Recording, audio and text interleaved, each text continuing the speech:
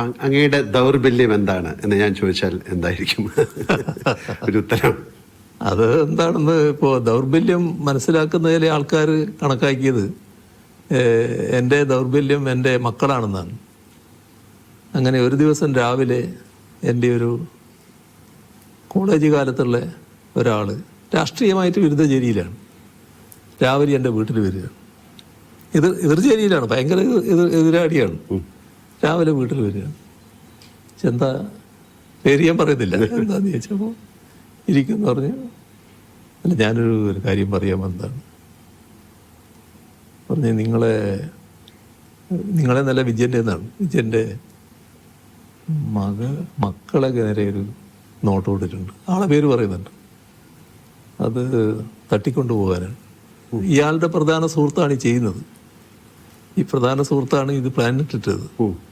അപ്പോൾ ആ സുഹൃത്തിനോട് ഇയാൾ പറഞ്ഞു, പിന്നെ അതും ചെയ്യാൻ പാടില്ല, അതൊക്കെ പിന്നെ നാട് കത്തും, അന്ന് അങ്ങനെ ഒരു വഴിക്ക് പോകരുത് എന്നൊക്കെ പറഞ്ഞു. പക്ഷേ അവനായതുകൊണ്ട് എനിക്ക് ഉറപ്പില്ല, ചിലപ്പോൾ നടന്നേക്കാവും. അപ്പോൾ ഞാൻ ചിരിച്ചു. അല്ല, നിങ്ങൾ ചിരിക്കുക ചെയ്യാന്ന് എനിക്കറിയാം, എന്നാലും ഇത് ശ്രദ്ധിക്കേണ്ട ഒരു കാര്യമാണ്. എന്ത് ശ്രദ്ധിക്കാനാണ്? ഞാൻ എന്ത് ശ്രദ്ധിക്കും? ഭാര്യയോട് പറയാൻ പറ്റുമോ? പറഞ്ഞാൽ പിന്നെ പിന്നെയുള്ള അവസ്ഥ എന്താണ്? ഈ കുട്ടികളോട് പറയാൻ പറ്റും? അത് പിന്നെ വരുന്നിടത്ത് കാണാൻ നോക്കൽ മാത്രമേ പറ്റൂ.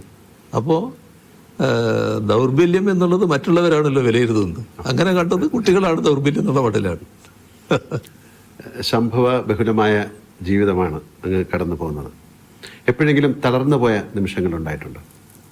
ഒരു ഘട്ടത്തിലും അങ്ങനെ തളർന്നു പോയിട്ടില്ല. കാരണം തളരാൻ വേണ്ടിയുള്ള തളർത്താൻ വേണ്ടിയുള്ള ഒരുപാട് ശ്രമങ്ങൾ ഉണ്ടായിട്ടുണ്ടെങ്കിലും ആ ഘട്ടത്തിലൊക്കെ എൻ്റെ വിശ്വാസം പാർട്ടിയിലാണല്ലോ, പാർട്ടിയോടാണല്ലോ എൻ്റെ ഏറ്റവും വലിയ കൂറ്. അപ്പോൾ പാർട്ടിയുടെ ഭാഗമായിട്ടാണ് ഞാൻ നിൽക്കുന്നത് എന്നുള്ളത് ഒരു കരുത്തോടെ നിൽക്കാൻ എന്നെ പ്രേരിപ്പിച്ചിട്ടുണ്ട്.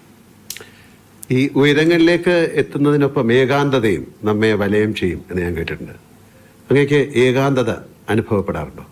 അങ്ങനെയില്ല, ഏകാന്തത എന്ന തരത്തിലേക്കില്ല. പക്ഷേ ഒരു പ്രശ്നം എന്താണെന്ന് പറഞ്ഞാൽ, പഴയ കാലത്ത് പോലെ ആളുകളുമായിട്ട് കൂടുതൽ ബന്ധപ്പെടാനും കൂടിയിരിക്കാനും സമയം ചെലവഴിക്കാനും ഒന്നും സമയം കിട്ടുന്നില്ല എന്നുള്ളൊരു തോന്നലുണ്ടാകാറുണ്ട്. പക്ഷേ നമ്മൾ ജീവിതത്തിൻ്റെ ഓരോ ഘട്ടമല്ലേ, ഓരോ ഘട്ടത്തിൽ നമ്മൾ നിർവഹിക്കേണ്ട ഉത്തരവാദിത്വം, ആ ഉത്തരവാദിത്വം നിർവഹിക്കലാണ് പ്രധാനം. ഞാൻ നേരത്തെ പറഞ്ഞ നിയോഗമില്ലേ, ഇന്നത് ചെയ്യാം എന്നൊരു നിയോഗത്തിലേക്ക് വന്നാൽ അത് ചെയ്യണമല്ലോ.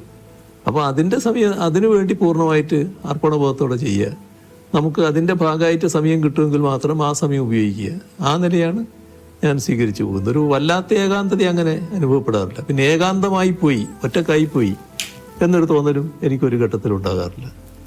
ഒറ്റയ്ക്ക് ഇരിക്കേണ്ടി വന്നാൽ അതിലൊരു വിഷമവും ഉണ്ടാകാറില്ല. അതാണ് ഏറ്റവും വലിയ പ്രധാനമായ കാര്യം എന്നാണ് എനിക്ക് തോന്നുന്നത്. ഒരു തരത്തിലുള്ള വിഷമവും ഉണ്ടാകാറില്ല. നമ്മുടെ പാട്ടിന്റെ കാര്യം ഓർമ്മയിലുണ്ടല്ലോ. ഞാനൊരു കാര്യം ചോദിക്കാം. അങ്ങയുടെ തിരക്കുകൾ ഞങ്ങൾക്കറിയാം. ഒരു ദിവസത്തേക്ക് അങ്ങേ ആരും തിരിച്ചറിയില്ലെന്നും മുഖ്യമന്ത്രി അല്ലെന്നും കരുതുക. കേരളത്തിലെ ഏത് സ്ഥലത്ത് പോയി സമാധാനമായിരുന്ന് ഒരു ചായ കുടിക്കാനാണ് അങ്ങ് ആഗ്രഹിക്കുന്നത്? അല്ല, അത് ഏറ്റവും ഇഷ്ടപ്പെടുന്ന സ്ഥലം എൻ്റെ വീട് തന്നെയാണല്ലോ. അവിടെ പോയിരിക്കുക, സ്വസ്ഥമായിട്ടിരിക്കുക.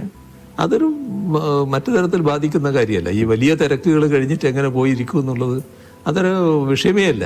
അത് നല്ല നിലക്ക് പോകാൻ കഴിയുമെന്നാണ് എനിക്ക് തോന്നുന്നത്.